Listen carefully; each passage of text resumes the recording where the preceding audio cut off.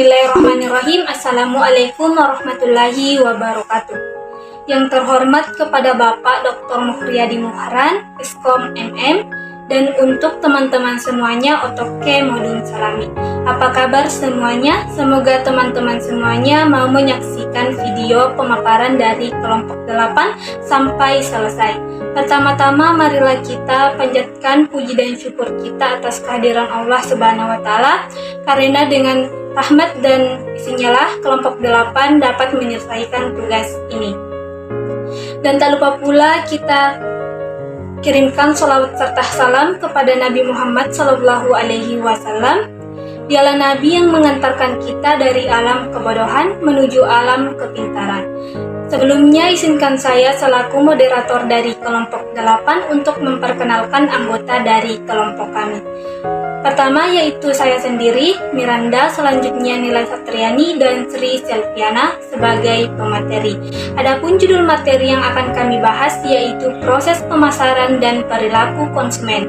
Dengan poin-poin pokok pembahasan yaitu definisi pemasaran, proses pemasaran, dan perilaku konsumen.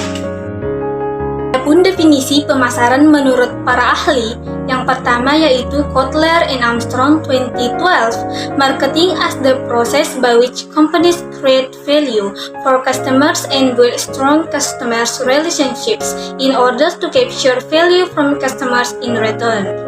Yang kedua yaitu menurut Stanton 2013, pemasaran adalah suatu sistem dari kegiatan bisnis yang dirancang untuk merencanakan, menentukan harga, mempromosikan, dan mendistribusikan produk yang dapat memuaskan keinginan dalam mencapai tujuan perusahaan.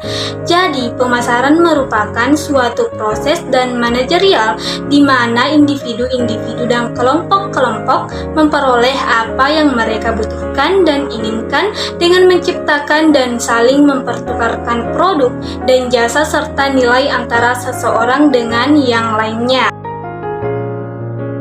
Nah, proses pemasaran ini terbagi menjadi 4, yaitu pertama, analisis situasi, kedua, strategi pemasaran, ketiga, keputusan bauran pemasaran, dan keempat yaitu implementasi dan pengendalian. Ada juga entitas pemasaran.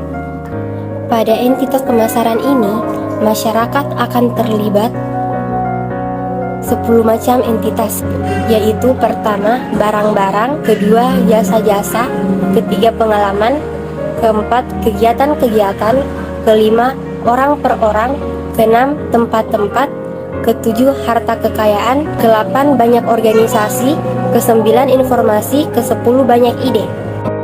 Di sini, penjualan berfokus pada kebutuhan penjual, pemasaran berfokus pada kebutuhan pembeli, penjualan memberi perhatian pada kebutuhan penjual untuk mengubah produknya menjadi uang tunai. Pemasaran mempunyai gagasan untuk memuaskan kebutuhan pelanggan lewat sarana-sarana produk dan keseluruhan kelompok. Barang yang dihubungkan dengan hal menciptakan, menyerahkan, dan akhirnya mengkonsumsinya. Konsep pemasaran dan konsep penjualan. Seperti yang terlihat dalam gambar di samping, konsep penjualan mempunyai perspektif dari dalam ke luar. Konsep penjualan dimulai dari kesadaran tentang apa yang bisa aku buat, kemudian dikembangkan dengan bagaimana mempromosikannya sehingga produk yang bisa kita buat itu dapat kita jual sehingga mendapat laba melalui volume penjualan. Konsep ini menafikan kepuasan konsumen. Yang penting produk atau barang kita laku dan kita mendapat laba. Sementara konsep pemasaran berdiri di atas 4 pilar. Yang pertama, pasar sasaran atau target market. Yang kedua, kebutuhan pelanggan atau consumer needs. Yang ketiga, pemasaran terpadu atau integrated marketing. Dan kemampuan menghasilkan laba atau profitability. Konsep pemasaran mempunyai perspektif dari luar ke dalam. Titik tumpu dan titik awal pemikiran konsep pemasaran adalah mengerti konsumen. Siapa dia? Apa yang dia inginkan atau butuhkan?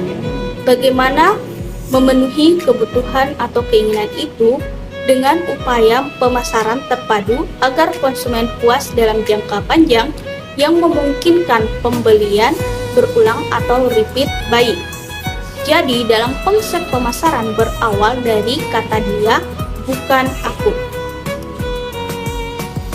Selanjutnya, menurut Kotler mengemukakan marketing mix strategi berupa 4 Ps, produk, price, place, dan promotion, yang merepresentasikan pandangan penjual sebagai alat marketing untuk mempengaruhi pembeli.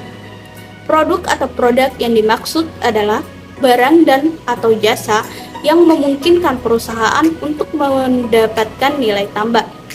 Produk dapat dibedakan menjadi produk inti atau core produk dan berbagai produk ikutannya. Kedua, price atau harga. Yang dimaksud harga di sini adalah pengganti nilai produk atau product value. Nilai bukan sekedar biaya produksi ditambah laba yang diinginkan. Di dalam harga produk tergantung juga harga atas citra atau image dan gengsi yang tertempel di produk. Terus yang ketiga ada place atau saluran distribusi. Yang dimaksud saluran distribusi adalah bagaimana produk yang akan kita pasarkan itu sampai ke tangan pembeli atau konsumen. Dan yang terakhir ada promotion atau promosi. Yang dimaksud adalah bagaimana produk yang kita pasarkan itu diketahui oleh konsumen. Yang perlu disampaikan atau dikenalkan kepada konsumen adalah manfaat produk, kekhasan produk, harga produk, bagaimana cara membelinya, di mana bisa didapat, dan apa daya tarik produk itu. Upaya promosi biasanya dilakukan dengan iklan atau kegiatan-kegiatan promosi lainnya seperti pemberian sampel, hadiah, bonus, dan undian. Pemasaran mempengaruhi pasar. Memahami kebutuhan dan keinginan pelanggan tidak mudah. Beberapa pelanggan tidak menyadari kebutuhan dan keinginannya, atau mereka tidak mampu mengutarakannya, atau penuturannya masih memerlukan penafsiran. Coba Anda bayangkan, bila pelanggan mengutarakan ini. Pelanggan meminta sepeda motor yang tidak mahal, mesin fotokopi yang tajam, mesin cuci yang hemat, atau hotel yang penuh keramahan. Untuk mengatasi hal tersebut di atas, diperlukan pemasaran yang tanggap atau pemasar yang antisipatif atau pemasar yang kreatif. Seorang pemasar yang tanggap menemukan sebuah kebutuhan yang dinyatakan dan memenuhinya. Seorang pemasar yang antisipatif memandang ke depan tentang kebutuhan apa yang mungkin akan dirasakan oleh pelanggan dalam waktu dekat. Seorang pemasar kreatif menemukan dan memproduksi solusi yang tidak diminta pelanggan tetapi ditanggapi dengan penuh semangat oleh pelanggan. Contohnya, Sony, pemasar yang kreatif. Dia telah memperkenalkan banyak produk yang berhasil direspon baik oleh pelanggan. Meskipun tidak pernah diminta atau bahkan dianggap tidak mungkin oleh pelanggan, produk-produk seperti Walkman, video cassette recorder atau VCR, kamera video, CD, dan lain-lain. Sony jauh melampaui pemasaran yang dipandu pelanggan. Sony adalah perusahaan yang mendorong pasar. Akio Morita, pendirinya, menyatakan bahwa dia tidak melayani pasar, tetapi dia menciptakan pasar. Sony membuktikan bahwa melalui pemasaran, suatu perusahaan bisa mempengaruhi pasar. Perilaku konsumen. Dalam kajian perilaku konsumen akan dibahas respon konsumen terhadap perbedaan ciri produk, harga, dan tingkat efektivitas pengaruh upaya pemasaran perusahaan dibanding upaya pemasaran sejenis yang dilakukan oleh pesaing. Giffin dan Eber menjelaskan 4 faktor yang mempengaruhi keputusan konsumen dalam membeli suatu produk perusahaan. Yang pertama ada faktor psikologis termasuk motivasi, persepsi, kemampuan untuk belajar, dan sikap akan mempengaruhi keputusan konsumen untuk membeli suatu produk. Seseorang membeli suatu produk karena adanya dorongan atau motif yang muncul dalam diri seseorang. Motif itu bisa berupa hasrat untuk memenuhi kebutuhan atau keinginan. Yang kedua ada pengaruh personal, meliputi gaya hidup, status ekonomi, tahapan daur ulang, dan hidup personality. Gaya hidup atau lifestyle mempunyai pengaruh yang lebih kuat dalam keputusan untuk membeli produk. Misalnya, seorang laki-laki yang mempunyai gaya hidup merokok dengan merek tertentu akan berusaha untuk membeli rokok tersebut, meskipun banyak halangan untuk mendapatkannya. Halangan dan hambatan seperti ketersediaan uang yang cukup untuk membeli rokok merek tersebut yang harganya semakin menaik tidak akan mengalihkan keputusan untuk membeli rokok merek lain. Bahkan larangan pemerintah untuk tidak merokok pun akan diabaikannya karena merokok sudah menjadi bagian dari gaya hidupnya. Kemudian yang ketiga ada pengaruh sosial dalam perilaku konsumen meliputi hal-hal keluarga, pendapat pemimpin, dan referensi kelompok seperti teman, kolega, dan asosiasi profesi. Keluarga, misalnya suami, istri, anak, kakek, nenek, paman, tante, dan lain-lain, seringkali menjadi penentu akhir dari suatu proses pembelian. Pendapat keluarga seringkali sangat menentukan pemilihan merek atau tipe produk. Beberapa alasan yang mengemuka adalah keluarga adalah bagian dari konsumen dari produk yang akan dibeli. Dalam beberapa produk, pendapat pemimpin sangat manjur dalam memutuskan pembelian. Kemudian yang terakhir, pengaruh budaya dalam perilaku konsumen, termasuk subbudaya atau kelompok-kelompok kecil seperti kelompok etnik dan kelas sosial seperti pekerjaan dan pendapatan.